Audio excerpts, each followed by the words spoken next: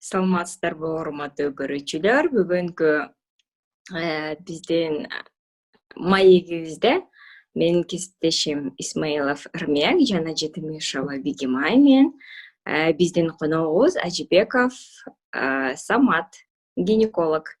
Саламатсызбы, Самат? Саламатсыңарбы? Мен Ажибеков Самат. Екатеринбург шаарында азыр акушер-гинеколог болуп эмгектенем. Негизи институтту Эрмек Бегимай менен бирге кошо Славянский университет бүткөм. Кыргызско-российский Славянский университетте. 2013-жылдан баштап ушу Екатеринбург шаарында эмгектенип жатам акушер-гинеколог катары. Дагы бир жолу саламатсызбы, Самат? Менин суроом сизге көптөгөн көрүүчүлөрдү кызыктырса керек. Кош бойлуу болуудан мурун кайсыл анализдерди сөзсүз түрдө тапшыруу керек аял кишилерге? Биринчиден айта турган нерсем, дүйнө жүзүндө, особенно бизде, кыргыздарда мындай стереотип бар да. Кош бойлуунун жакшы исходу, орусча айтканда удачная беременность дегендей да. Это 90% аялдан и 10% эркектен депчи. Чындыгында андай эмес. 50% эркек кишиден, 50% аял кишиден. Ошон үчүн мүмкүнчүлүк болушунча эки партнер тең обследование өтүш керек. Ошон үчүн азыркы современный паралар эч качан аял өзү келбейт, жанында обязательно жолдошу болот. Кабинет, особенно жандай тукумсуздук болгондо, кабинет бесплодного брака болгондо обязательно жетелешип келишет. Эркек кишинин өзүнүн обследование өтөт, аял киши өзүнүкүн. Азыр гинекологияны сүйлөшүп аткандан кийин основной упор будет, конечно, гинекологияда. Бизде мугалимдер сүйлөткөндөй, гинекологдор аял кишинин 3 жакшы көргөн доктору болуш керек деп. Врач. Или 3 любимых доктора женщины. Биринчиси это гинеколог, экинчиси это стоматолог, үчүнчүсү мамолог. Вот ушу специалистти жок дегенде жылына 2 жолу посещать этиш керек аял, чтобы полноценный ден соолугу чың болгонун текшерип, особенно тем более кош бойлуу болордун астында. Гинекологдун обследование основной скрининг деп коет. Скринингдин түрлөрү бул биринчиси инфекционный скрининг. Кош бойлуунун жакшы болушусу биринчи условие это инфекциялардын жок болушу. Основной инфекцияларды бул специфический инфекциялар болот жана неспецифический инфекциялар.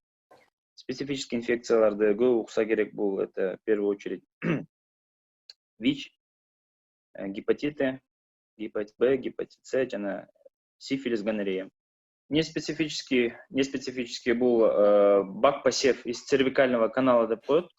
То есть матканын шейкасы болот, ошол жерден специально щеточка менен берут содержимоясын, слизди карап көрөт. Барбы бактериялык, кандай жакшы бактерия өсөбү или патологический бактерия. В идеале там должно быть стерильно же лактобактерия деп коет. Же ошол эле өсүш керек. Калган эч кандай флора болбош керек. Экинчиси это посев на уреоплазма, микоплазма. Тоже көбүнчөсү тукумсузга алып келет инфекциялар. Үчүнчүсү бул ПЦР на хламидии. И төртүнчүсү это ИФА деп коет, иммуноферментный анализ на иммуноглобулины G и M, цитомегаловирус, вирус простого герпеса и токсоплазма.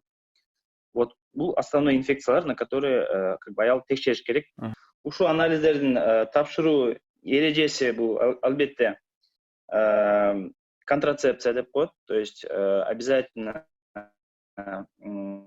презерватив менен колдонуш керек, партнер менен при половой жизни, чтобы дополнительное инфицирование болбош үчүн.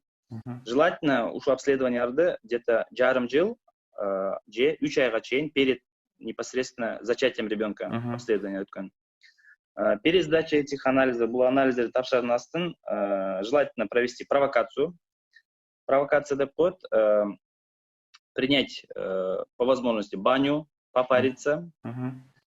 И накануне сдачи анализов, то есть кечинде, же туздуу бир тамак жеш керек, же даже может допустимо бир бокал вино. Это атайын провокация кылат, ошол на эту реакцию в основном инфекциянын көбү чыгат да. Обнаружить их проще. Ошон үчүн ошондой кылган жакшы. Это как совет, как совет. Ошо анализдер даяр болгондон кийин, ну, наравне с этим гормональный скрининг өтүш керек. Гормоны это экинчи причина аялдардын көбүнчө тукумсуз болгону. Гормоны өзүңөр да уксаңар керек, что негизи аялдын регуляциясы аябай татаал. 5 уровней регуляции деп коет. То есть это центральная нервная система, это кора головного мозга, да? Экинчиси это гипофиз, щитовидная железа и органы мишени деп коет. Бул матка, яичник, трубы, эндометрий. Ошон үчүн ар бир уровеньде текшерип көрүш керек. Гормоны гипофиза это в основном пролактин. Көбүнчөсү тукумсуздун причинасы бул аденома гипофиза деп коет, опухоль, гипофиздин опухолу болуп, гиперпролактинемия болот. Пролактин көбөйгөндө яичниктер өзүнүн функциясын жакшы аткарбайт. Ошон үчүн пролактин текшериш керек. Гормоны щитовидной железы деп коет, ТТГ, СТ4 и антитела к тиреопероксидазе. 3 основных гормона, которые надо проверить у щитовидной железы. Гормоны яичника это прогестерон, прогестерон проверяется, и эстрадиол, а также тестостерон. Гормон өзүнүн тапшырган гормоны щитовидной железы, ТТГ, СТ4, антитела к тиреопероксидазе любой күн тапшырса болот. Анын эме байланышы жок эч кандай. Гормоны ФСГ, фолликулостимулирующий гормон дейт, ал гипофиздики. Лютеинизирующий гормон ЛГ, эстрадиол, жана тестостерон 5-7 день цикла. То есть месячный жаңы бүткөндө эле сразу надо сдавать эти гормоны. А гормоны прогестерон и пролактин 19-чу же 22-чи күн цикла. То есть непосредственно перед месячным желательно. Если на инфекция обследование өтсөңөр, на гормоны обследование өтсөңөр, следующее это ультразвуковой скрининг. Вот.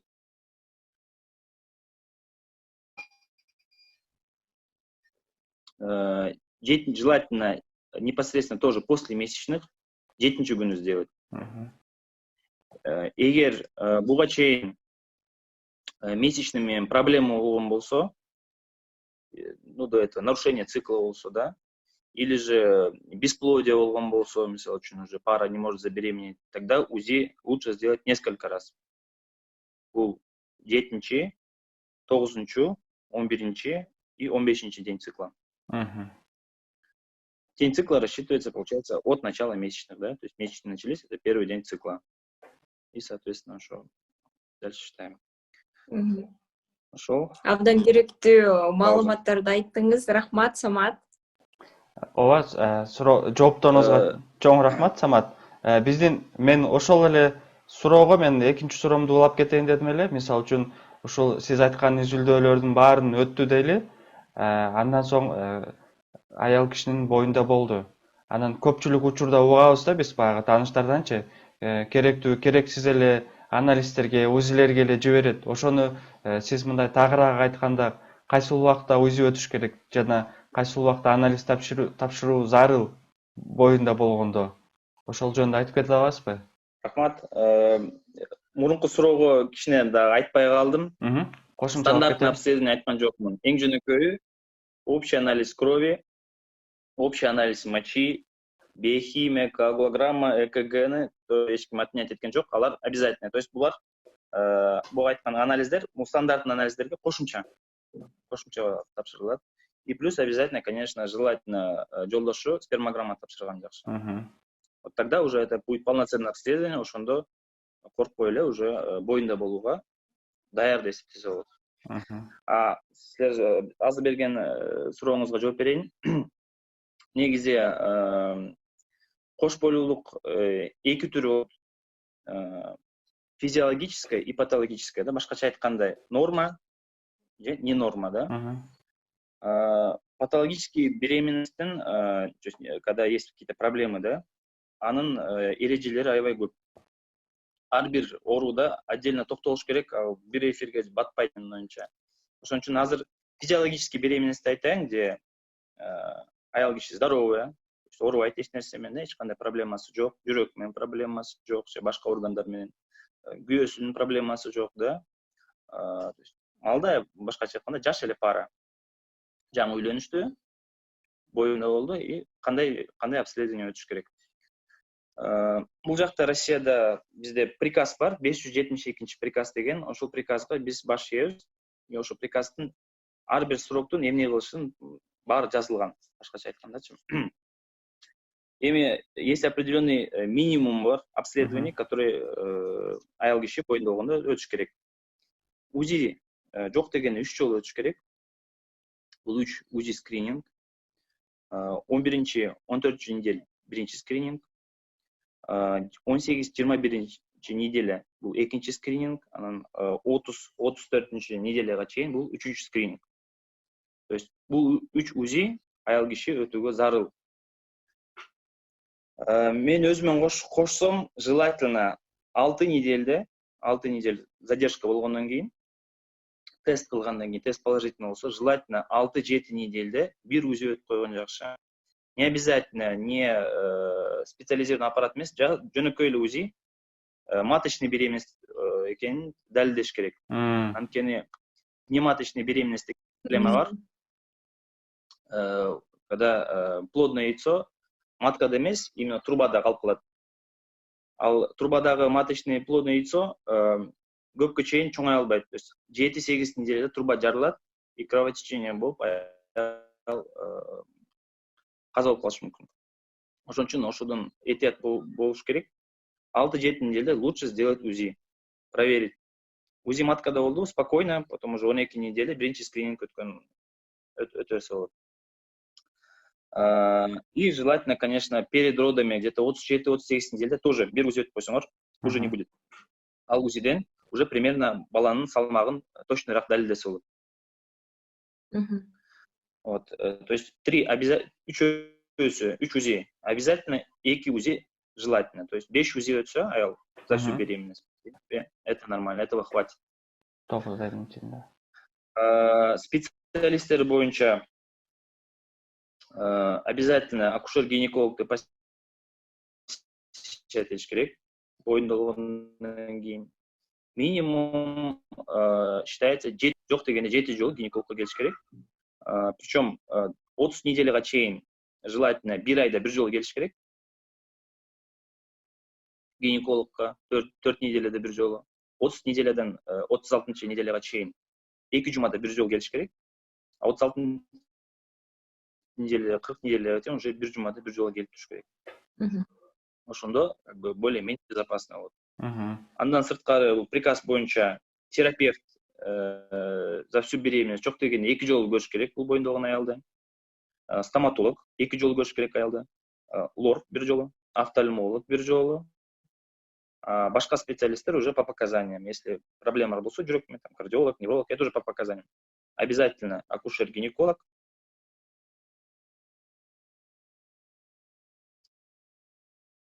Терапевт, стоматолог, лор, офтальмолог. Жүрөгүнүн проблемасы жокпу текшерет, да? Или башка органдарын. Офтальмолог в первую очередь көзүн текшериш керек. Азыр көп атат, миопия көп.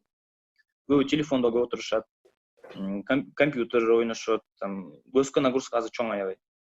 Ошон үчүн высокая степень миопия болгондо, эгер аял билбей туруп, обследование өтпөй туруп, өзү төрөсө, отслойка сетчатки болуп, көзү көрбөй калышы мүмкүн, инвалид болуп калышы мүмкүн. Офтальмолог эмне үчүн көрүш керек? Бул биринчи очередь глазной днону текшериш керек. Миопия жокпу, жана операция кылыш керекпи же кереги жокпу. биринчи жаңы учетко турганда көзүн текшерет и коет диагнозду. Же миопия легкой степени, же тяжелой степени. Если тяжелой степень болсо, төрөрдүн астына лазерный коагуляция кылыш керек сетчатканы, чтобы аял өзү төрөй тургандай болот. Анан төрөрдүн астында непосредственно где-то 36-37 неделде тоже бир көрүш керек, чтобы газной донду текшерип төрөгөнгө уруксат бериш үчүн.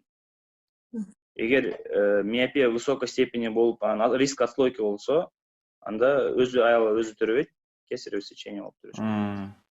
Ошол. Бул специалисттер боюнча. Анализдер боюнча азыр кыскача айтканда идеальный обследование айтып берейин.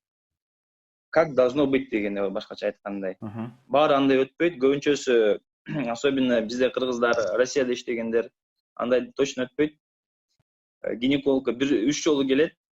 Биринчи боюнда болгондо, жана төрөрдүн астына, ортосунда 1 жолу келип коет, ошо менен бүтөт. Ну как желательно? Желательно обследование. Учетко 9 неделде туруш керек, желательно. Мүмкүнчүлүк болушунча. 9 неделе учетко туруш керек. Тапшыра турган анализдери бул стандартный анализдер, то есть общий анализ крови, общий анализ мочи, группа крови, биохимия, ал анализдерди көп эле билет. Анан специфический анализдер болот, бул РВ, сифилиске, да, обследование, ВИЧ. Причем ВИЧ не только аялдыкы, но и обязательно күйөөсү ВИЧ тапшырыш керек анализде. Гепатиттер, гепатит Б, С и торч-комплекс деп коет, то есть токсоплазма, хламидия, ошолорго тапшырыш керек. Бул жаңы учетко турганда 9 неделде. Кийинки обследованиясы это 11 неделде, это УЗИ скрининг. 18 неделде бул экинчи жолу аял киши ВИЧ тапшырат повторно. 20 неделде экинчи жолу сифилиске анализ тапшырат. Глюкоза толерантный тест. Бул аял кишинин сахарын текшерет. Азыр көп кезигет гестационный сахарный диабет деп коет. То есть именно кош бойлуу менен байланышкан диабет. Ошондой аялдар обязательно выявляться этиш керек. Это очень кооптуу состояние, особенно бала үчүн. Диабетический фетопатия болуп калат. Аял кишилер деле гестационный диабеттен кийин обычный диабетке өтүп кетиши мүмкүн. Ошон үчүн обязательно 20 неделде глюкоза толерантный тест тапшырат. Жана консультация эндокринолога болуш керек. 32 неделеде 3-чү скрининг. Сифилис 3-чү жолу анализ, жана гепатит 2-чү жолу и ВИЧ 3-чү жолу. То есть башкача айтканда сифилис, ВИЧти 3 жолу тапшырыш керек за всю беременность аял. Гепатитти 2 жолу тапшырыш керек. Вот. Анан стратификация группы риска деп коет. Бул жерде Кыргызстанда, мне кажется, тоже ошондой эле го дейм. Стационарлар, акушерский стационарлар 3, как сказать, уровеньден турат. Биринчи уровень бул жөнөкөй, то есть здоровый аялдар төрөй турган. Экинчи уровень бул средняя группа риска деп коет осложнений. Үчүнчүсү высокая группа осложнений. Аял жаңы учетко турганда акушер-гинеколог специальный анкеталар болот. Ошо анкеталар менен должен определить, к какой группе риска относится женщина. Эгер высокий болсо, значит аял киши перинатальный центрде обследование өтүш керек. Если низкий болсо, жөнөкөй роддомдон обследование өтөрсө болот, жөнөкөй консультацияда. Анан 36 неделеде, то есть төрөрдүн астында повторное анкетирование өтүш керек аял. Уже анализдер менен, УЗИлер менен повторная группа риска. Если высокий риск болсо, аял киши эч качан жөнөкөй роддомдо төрөбөш керек.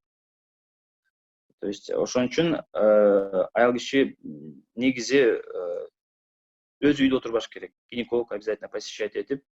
Бул гинекологдун жумушу. Он должен определить, к какой группе риска она относится. Потому что низкая плацентация болот, предлежание плаценты болот, гестационный сахарный диабет на инсулинной терапии, фетоплацентарная недостаточность, синдром задержки роста болот. Андай аялдар обязательно перинатальный центрде туруш керек. Эгер андай проблемалар жок болсо, тогда, соответственно, низкий уровень жөнөкөй роддомдо төрөгөнгө болот и обследование ошол жерде өтүш керек. Вот, в принципе, ошол эле. Жообуңузга чоң рахмат, Самат. Мен да ушул жерде кошумчалап кетейин дедим эле. Жана гепатиттер боюнча айтып кеттиңиз да. абдан туура менин оюмча көрүнүш боюнча эки жолу өтүш деген себеби мен көп төрөгөндөн кийинки эжекелерден угуп калам да мен төрөтүү учурунда гепатитти жуктурганмын депчи. Бул менимче чоң суроо болуп эсептелет. Себеби эгер гепатитти тапшырбай туруп бир жыл 2 жыл төрөгөндөн кийин гепатитти тапшырып анан положительный болуп калса, ошол төрөттөн деп күнөөлөгөндөр бар. Ошон үчүн андай күнөөлөрдөн алыс болуш үчүн төрөткө чейин тапшырган туура деп мен дагы сизди толуктап кетейин деген элем. Жооңузга чоң рахмат. Анда менин суроом бар сизге. Абдан орчундуу бир суроо берейин дегем. Азыркы жаштар көбүнчө биринчи төрөттүн алдына биринчи боюнда болуудан мурда эмнегедир азыр бир аз кыйынчылык болуп атат да. Анан менин өзүмдүн деле тааныштарым, мисалы үчүн, аларда кандайдыр бир витаминдер жетишпейби же болбосо же алардын дарыгерлери айтып атыптыр, жок, гинекологический тесттерин баары жакшы депчи. Бирок аялдын боюна тутпай атат. Анан акыркы күндөрү бизде көбүнчө витамин Д'ны тапшырып калышты да.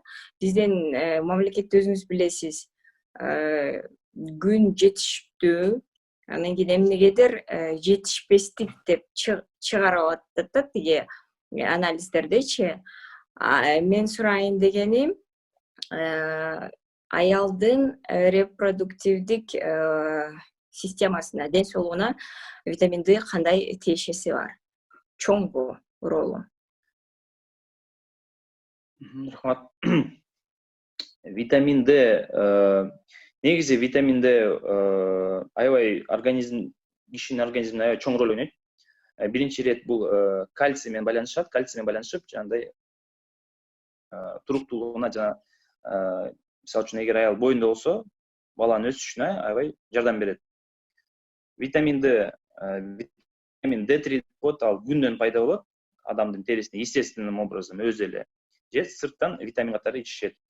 Негизи витамин D гормондордун синтезинде чоң роль ойнойт. Стероидный гормоны деп коет. Өзү негизи витамин D жирорастворимый болуп, стероидный гормондун циклында чоң роль ойнойт. Стероидный гормон деген сөз бул биринчи очередь эстрогены жана тестостерон. Эстроген жок, конечно, аял нормальный боюнда болуусу болбойт. Именно что витамин D, тукумсуз витамин D'нын жетпегени тукумсуздукка алып келет деп мен уверенно айта албайм. Билбейм, чын айтканда. Көбүнчөсү бул жерде байкаганым, Средний Азиядан келген биздин жердештер, ошол Кыргызстандан келгендер, же Узбекистандан келгендер, Таджикистан, Казакстан, жаңы жаш паралар сразу тез эле боюнда болушу проблемалары көп, чындап эле. Бул жерде Россияда күн аз, бирок ошондой эле проблема бар Кыргызстанда да. Кыргызстанда күн көп, боюнда болбой жатат. Жакта күн аз, боюнда болбойт. Бирок мен деле өзүм мугалимдерден сураштыргам, сүйлөшүп сурасам, особенность южных людей это нужда в солнце дейт. Мелатонин жетишпейт дейт. Именно синтез нормальный уровень мелатонина, чтобы боюнда болуш үчүнчү. Ошон үчүн күн жетишпейт, просто бизге адаптация көбүрөөк керек дейт. Россия келгендерге, мисалы үчүн, ошолорго айтсам. Ошон үчүн боюнда болоорунда азыр көбү кеч үйлөнүп башташып атат. 30 жаштан кийин. Азыр уже барган сайын бул нормага айланып баратат. Туура. И как бы психологически 30 жаштан кийин боюнда болбой, жарым жыл, 7 ай уже боюнда болбогондо бизде, особенно кыргыздарда, моральный давление кылат. Туугандардан, тааныштардан эмне болду, эмне проблема болуп атат, тиги оорукчан турбайбы, же в нем проблема, или в ней проблема деген ушундай сөз көп. Чынында.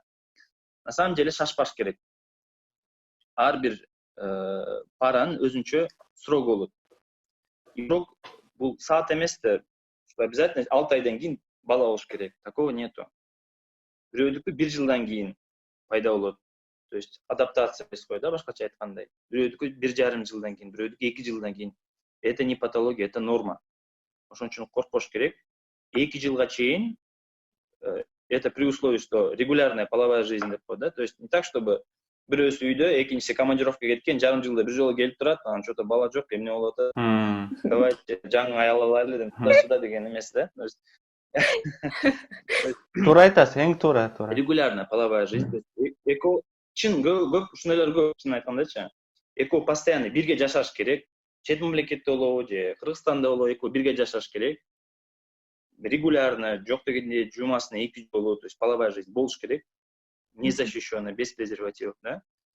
И после этого, если на фоне этого 2 жылда боюнда болбосо, тогда уже надо обследовать. Тукумсуздуу, эмне себеп болот, да.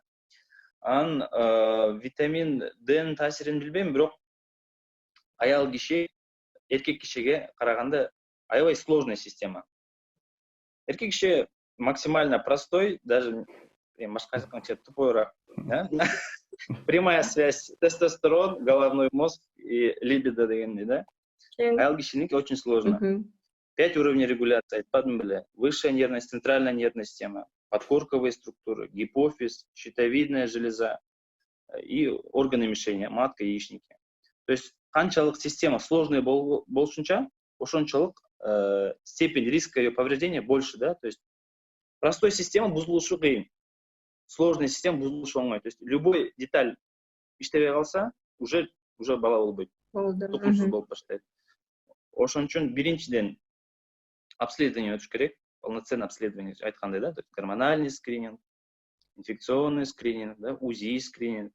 Өткөндөн кийин есть проблема головы.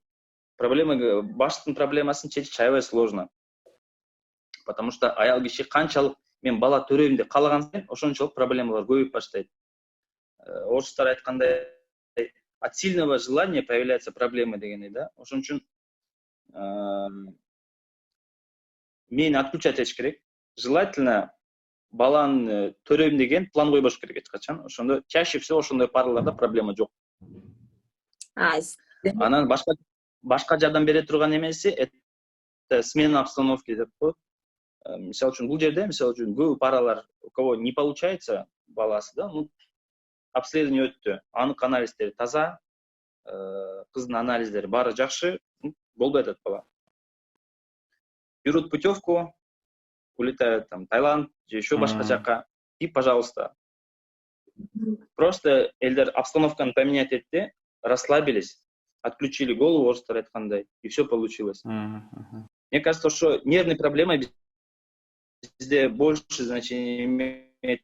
И витамин D ичип боюнда болгону, может чындап эле бул какой-то механизм бар, который биз билбейбиз азыр. Чындап эле, ага жок деп айта албайм.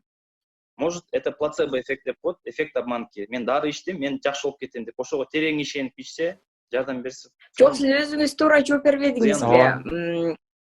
Тиги гормондордун бөлүп чыгарылышы. Ошо витамин D'дан дагы ошол эле болуш керек. Жооп менимче. Рахмат. Жок, ошондой эме участвует башкача айткандай, да, ошо гормондордун синтезине, бирок мисалы үчүн мурда где-то бир 3 жыл мурун витамин D'нин рекламасы аябай күчтүү болчу. Витамин D тритникамид ичкиле, бала жакшы болот, рахит болбойт, туда-сюда деп. Витамин D'нин азыркы обследование, кохрейновский обследование боюнча достоверный, подтвержденный пользасы табылган жок. Бирок бул неизученная система, да, чындап эле изилдеп көрүш керек. Мүмкүн чындап эле бунун чоң ролу бар тукумсузда. Тукумсуздун 30% бул идиопатический. Себебин эмне үчүн тукумсуз болгонун эч ким билбейт. Ошол бул чоң эле тема, ошон үчүн изилдеп көрүш керек. Мүмкүн чындап эле витамин D болгону Кыргызстанда күн көп. Фрукты, овощи көп. Эми кайдан витамин D жетишпейт билбейм. Ну, болушу мүмкүн, ким билет. Рахмат, Самат.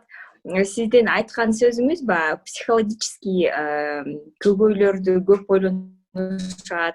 Ошол себептен дагы боюнда болбойт. Аябай күтүшүп, тим эле боюмда болсун, бала болсун деп ошол дагы көп көбү кылат дегениңиз мага аябай жакты. Себеби дегенде чындыгында эле ушундай болуп жатат азыркы замандачы көбүнчө. Кийинки суроону берейин анда. Деги эле аял затына эң керек витаминдер барбы? Же баары эле керекпи? Же мындай специфический өзүңүз айткандай бир витаминдер барбы? Жана биздин маектин астында стереотип жөнүндө сүйлөп калдым эле. Дагы бир стереотипти айтайын. Бизде ушундай стереотип бар. Бүт проблеманы бир таблетка менен чечип коюш керек депчи. Ушул витаминди ичем, баары жакшы болот деп. Анан ушуга иштеген көп спекулянттар көп азыр, чын айткандачы. Ар кандай витамин же биологически активная добавка к пище деген мошенниктер, чын айткандачы, мошенниктер. Булардын биринчи цель бул акчаны чыгарып алыш.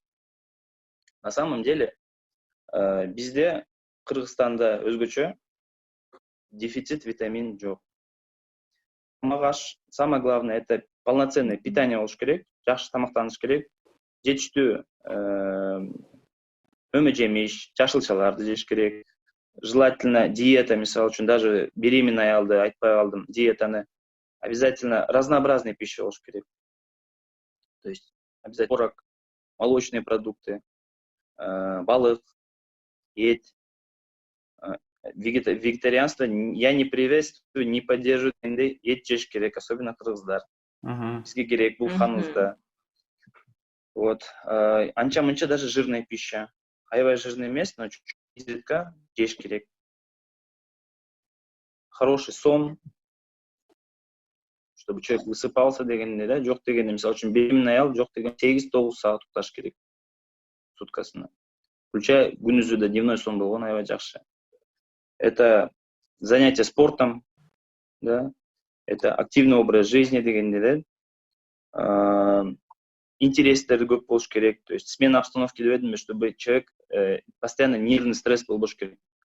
Основная причина проблем азыр аялдарда көбүнчөсү это стресс.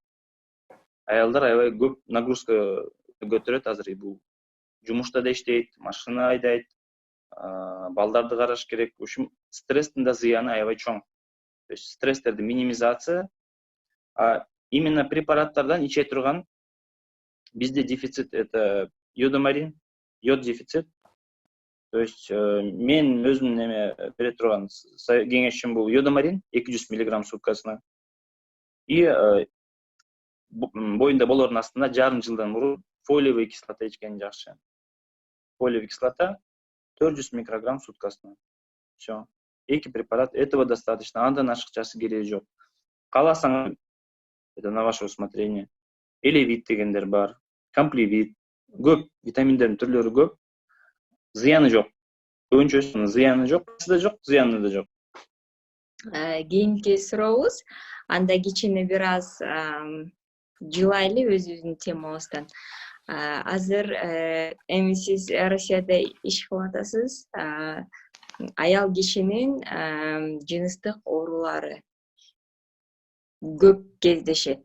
Кайсы түрү азыркыда? Азыр көбүнчөсү бул воспалительное заболевание деп коет. Эми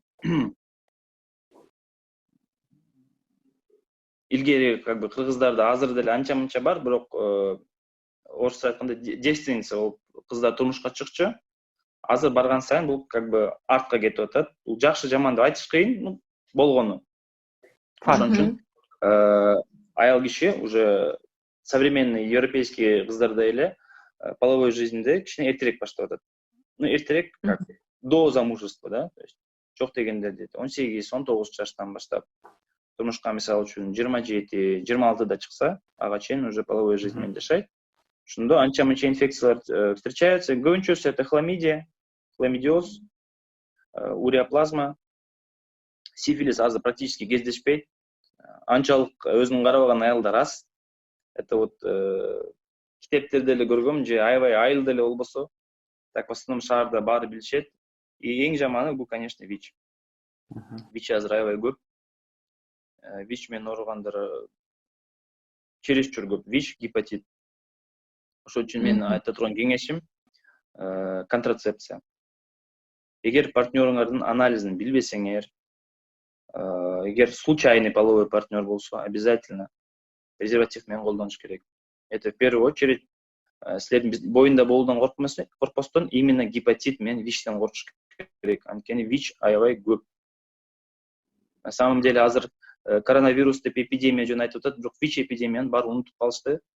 А ВИЧ эпидемия чындап эле бар. Бизге обследование келген аялдардын 40% ВИЧ инфицирован. Азыр, конечно, дарылар бар. Алар дары ичишет, обследование өтүшөт, то есть полноценный жашоо менен жашашат. Но как бы аны жуктурбаганга аракет кылыш керек. Анткени алардын да зыяны көп. Вот. Бул биринчи. Экинчиси бул тукумсуздук. Чындап эле сиз айткандай эле тукумсуздук аябай көбөйүп баратат. Эмне үчүн ал болгонун айтыш кыйын. Мен айткандай эле, скорее всего, бул стресс.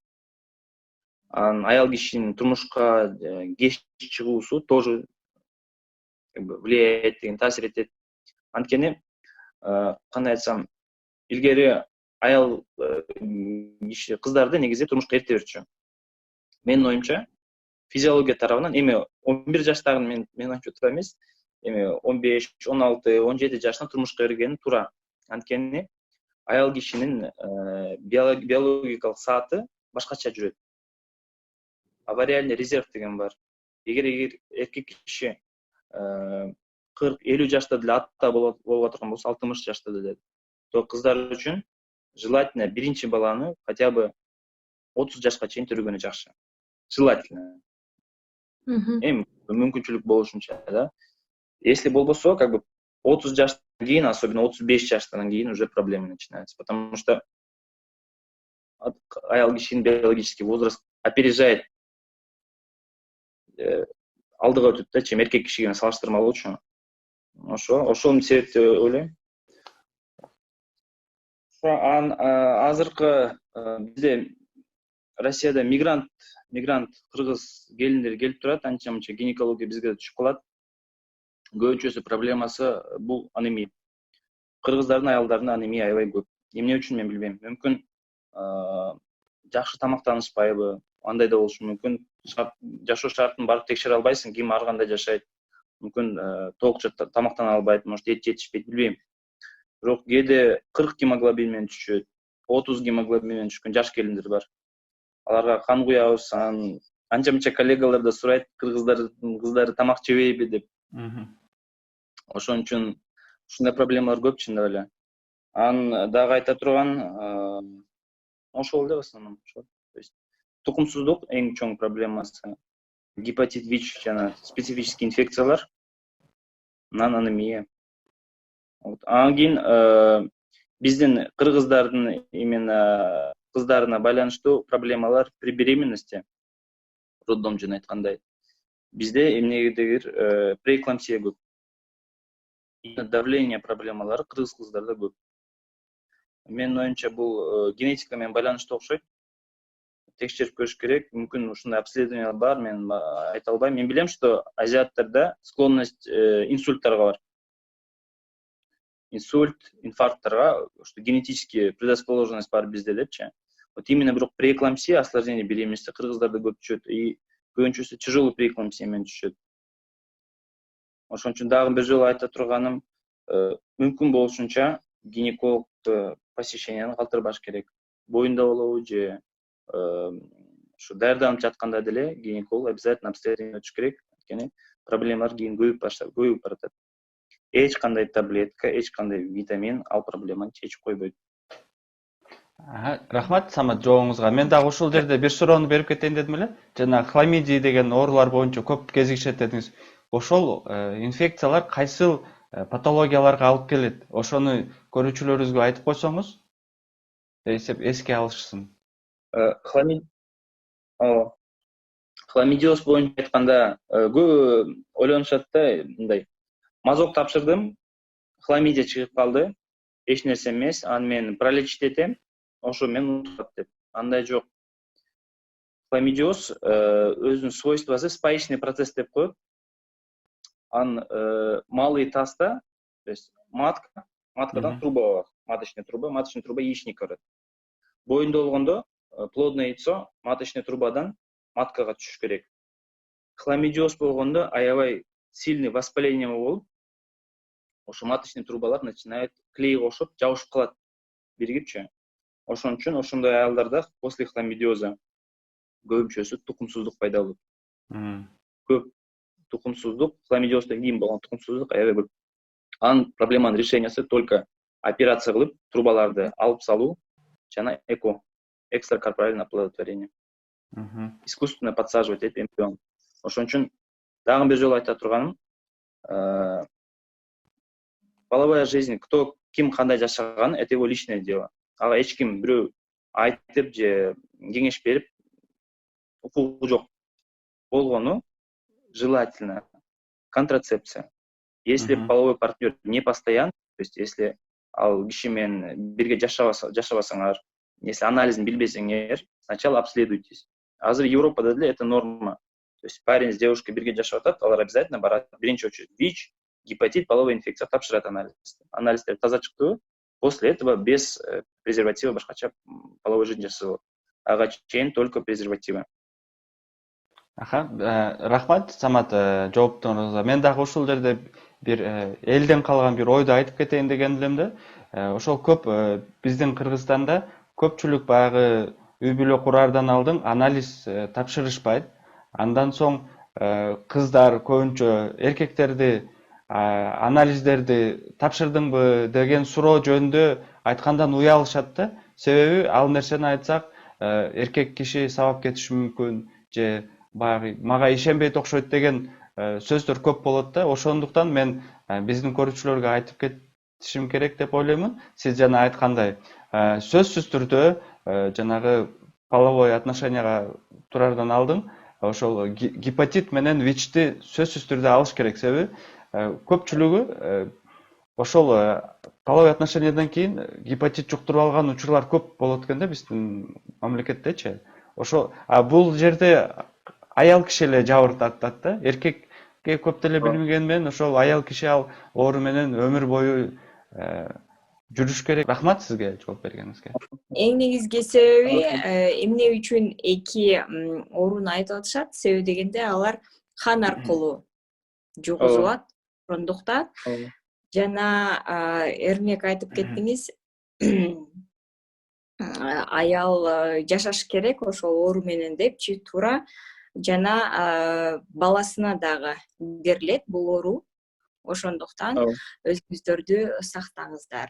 Рахмат сизге, Самат, бүгүн аябай керектүү бир информацияларды айттыңыз. Мен дагы аябай кызыгуу менен уктум го сизди. Көп эле сиздин кеңештериңиз биздин кээ бир айымдарга шок болушу мүмкүн. Себеби дегенде көп кеңештерди алар колдонушпайт. Тилекке каршы. Деги эле биздин мамлекетпи же башка мамлекетпи же Азия болобу көп эле мындай жокко калып коюшат да. Ошондуктан бүгүнкү биздин видеобуз эрмекке абдан кызыктуу жана керектүү видео болду окшойт. Рахмат. Өзүмөн да айтып кетейин, чоң рахмат. Эгер анча-мынча кемчилик болуп же мындай толук эмес жооп берген болсом, анча-мынча суроолорду эрмек аркылуу берсеңер болот. Мүмкүнчүлүк болушунча комментарийден же жооп берем. Ооба. Оорубагыла.